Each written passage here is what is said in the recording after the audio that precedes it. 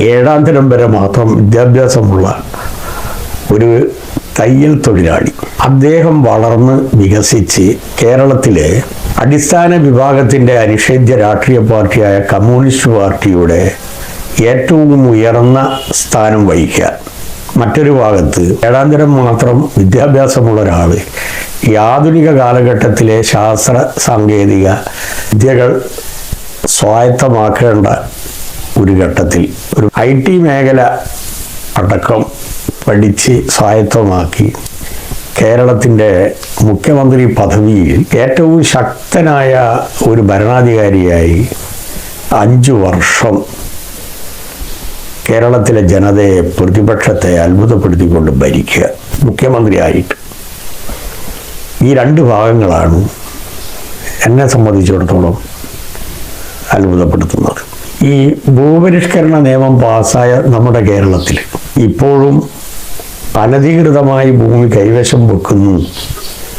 അത് ഇന്ന ആൾക്കാരാണ് ഇന്ന സ്ഥലത്താണ് എന്ന് ഞാൻ പഠിച്ചത് സഖാവ് VS-ൻ്റെ ഇടപെടലിൻ്റെ ഭാഗമായിട്ടാണ്. ഞാൻ അദ്ദേഹത്തിൻ്റെ കൂടെ മൂന്നാറിൽ പോയ ഒരാളാണ്. മൂന്നാറിൽ അദ്ദേഹത്തിൻ്റെ കൂടെ 2-3 പ്രാവശ്യം പല സ്ഥലങ്ങളിലും സന്ദർശിച്ചിട്ടുണ്ട്. ഒരു ഉത്സവം പോലെയാണ് VS-ന് അന്ന്. പക്ഷെ അത് പൂർണ്ണതയിലേക്ക് എത്തിക്കാൻ കഴിഞ്ഞില്ല. ഈ ഉദ്യോഗസ്ഥ തലത്തിൽ ഇംപ്ലിമെൻ്റ് ചെയ്യുമ്പോൾ കുറച്ച് പാളിച്ചകളുണ്ടായി, നല്ല പാളിച്ചയായിരുന്നു. അത് വല്ലാതെ അപ്രിയൻഷൻ ഉണ്ടായി. പാർട്ടിയിൽ നിന്ന് ജനങ്ങൾ, കൃഷിക്കാർ, സെറ്റിലേഴ്സ് അകന്നു പോകുന്ന ഒരു സ്ഥിതി വരെ എത്തുന്നൊരു ഘട്ടം എത്തി.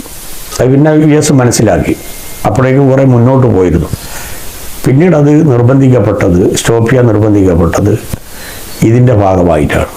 യഥാർത്ഥത്തിൽ നല്ലൊരു ഓപ്പറേഷനാണ് അത്. യഥാർത്ഥത്തിൽ മാരാരിക്കുളം തോറ്റത് പാലക്കാട് ജില്ലയുടെ ഭാഗ്യമെന്നാണ് ഞാൻ കണക്കാക്കുക. അന്ന് അദ്ദേഹം ഇവിടെ വന്ന് മത്സരിച്ചില്ലായിരുന്നെങ്കിൽ വ്യവസായത്തിൻ്റെ ശവപ്പറമ്പാകുമായിരുന്നു ഈ പാലക്കാട് പുതുശ്ശേരി മേഖല. 2001 അദ്ദേഹം ഇവിടെ വരുന്ന സമയത്ത് കുഞ്ഞാലിക്കുട്ടിയുടെ കാലഘട്ടത്തിൽ ഒന്നും അവർക്ക് ചെയ്യാൻ കഴിഞ്ഞില്ല. മാത്രമല്ല മലബാർ സിമൻസ് ഇത്തിക്കണ്ണികളുടെ കയ്യിലായിരുന്നു. VS വന്നതിന് ശേഷമാണ് അതിനൊരു മാറ്റം ഉണ്ടായത്.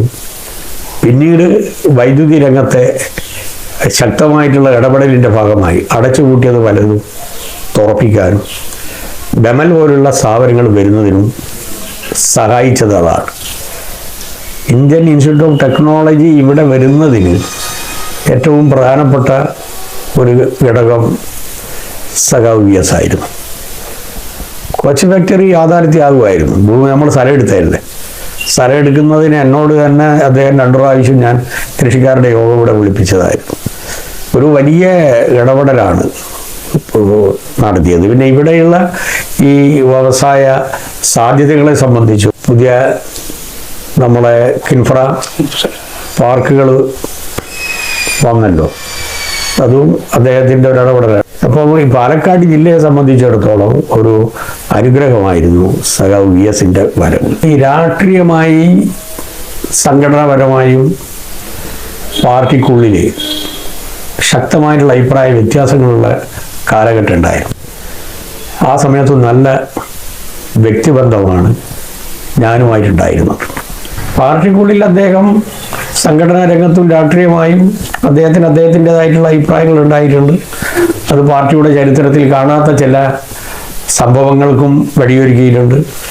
പക്ഷെ ആ സമയത്തും എതിരാളി വിചാരിച്ചത് ഒരു VS-നെ റാഞ്ചി വേറൊരു പാർട്ടി VS ഉണ്ടാക്കുമെന്നുള്ളതാണ്. ഇവിടെ തന്നെയുള്ളൊരു നേതാവ് പ്രസംഗിച്ചന്ന് നടന്നത്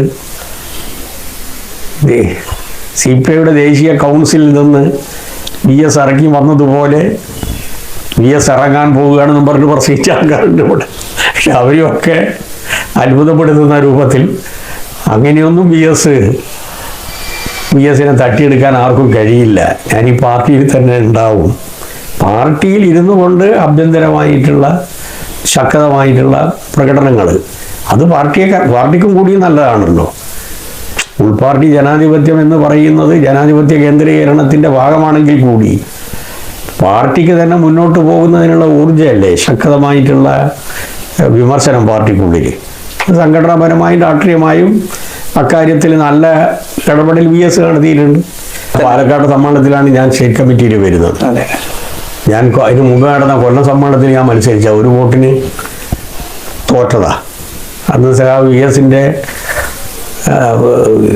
പിന്നെ സപ്പോർട്ടോട് കൂടിയിട്ടാണെന്നുള്ളൊരു പ്രചരണം ഉണ്ടായിരുന്നു അന്ന്. അങ്ങനെ ഒരു സപ്പോർട്ടും എന്നോട് മത്സരിക്കാനോ അദ്ദേഹം പറഞ്ഞിരുന്നില്ല. പക്ഷേ ഇവിടെ നിന്ന് CA2 ഒരു ഭാഗത്തെ ഒരു വിഭാഗ നേതാക്കളെ പോയല്ലോ. അപ്പോൾ അതാണ് പാർട്ടിയുടെ വിഭാഗീയതയുടെ യഥാർത്ഥത്തിലുള്ള തുടക്കം.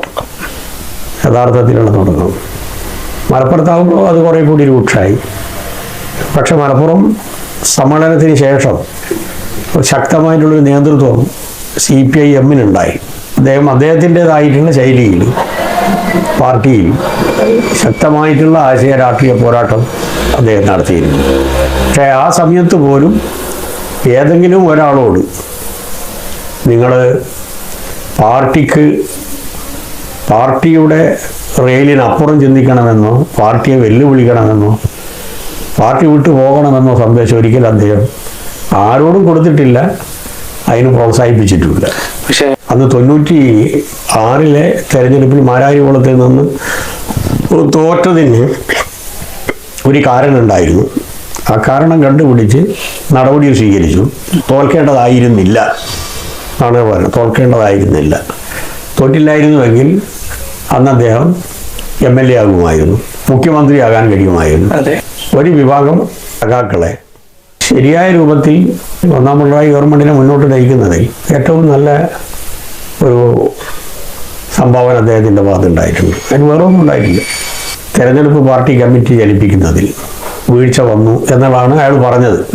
അതിൻ്റെ ഭാഗമായിട്ട് നടപടിയും അന്നെടുത്തല്ലോ, പഴനീൻ്റെ പേരിൽ നടപടി എടുത്തല്ലോ. അതിൻ്റെ അകത്തൊന്നും ഒരു രൂപത്തിലും സഖാവ് VS അങ്ങ് പതറിപ്പോയിട്ടില്ല. തോറ്റ തന്നെ ബാക്കിയുള്ളത് പാർട്ടി പരിശോധിക്കുന്നല്ലേ പറഞ്ഞേ. 96 മാരാരിക്കുളം തെരഞ്ഞെടുപ്പ് അങ്ങനെ ആശയ പോരാട്ടം VS നടത്തിയിട്ടില്ല. VS നടത്തിയിട്ടുള്ളത് രാഷ്ട്രീയ സംഘടനാ രംഗത്തെ ചില കാര്യങ്ങളുമായി ബന്ധപ്പെട്ട പ്രത്യയശാസ്ത്രപരമായി ആശയപരമായ ഒരു പാർട്ടിയുടേതായിട്ടുള്ളൊരു നിലപാടുണ്ട്. ആ നിലപാടിനോട് വിയോജിച്ച ചില സമീപനങ്ങൾ VS എടുക്കുകയും ചെയ്തിട്ടുണ്ട്. അതിൻ്റെ ഭാഗമായിട്ടെല്ലാം കുറേ തിരുത്തൽ പ്രക്രിയക്ക് അദ്ദേഹം തന്നെ വിധേയമായി. ഒരു ഘട്ടത്തിൽ PBയിൽ നിന്ന് പുറത്തു പോകേണ്ടി വന്നിട്ടുണ്ട്. പാർട്ടി പിണറായി വിജയനല്ലേ തീരുമാനിച്ചത്. പാർട്ടി പിണറായി വിജയനെ തീരുമാനിക്കുന്നു, പിണറായി വിജയൻ മുഖ്യമന്ത്രിയാവുന്നു. ആ ഗവൺമെൻറ്റിൽ ഞാൻ സാംസ്കാരിക വകുപ്പ് മന്ത്രി കൂടിയാണ്. സാംസ്കാരിക വകുപ്പിനെ കേരളത്തിലെ ഏറ്റവും നല്ല വകുപ്പാക്കി മാറ്റിയെടുത്തത് ഒന്നാം പിണറായി ഗവൺമെൻറ്റിൻ്റെ കാലഘട്ടത്തിലുമാണ്. പാർട്ടി PBയും CCയും സ്റ്റേറ്റ് കമ്മിറ്റിയും തീരുമാനിച്ചതന്നെ. അതിനോട് ഒരു വിയോജിപ്പും VSനുണ്ടായിരുന്നില്ല. അതാണ് അതിൻ്റെ മറ്റൊരു ഒരു വിയോജിപ്പുണ്ടായിരുന്നില്ല.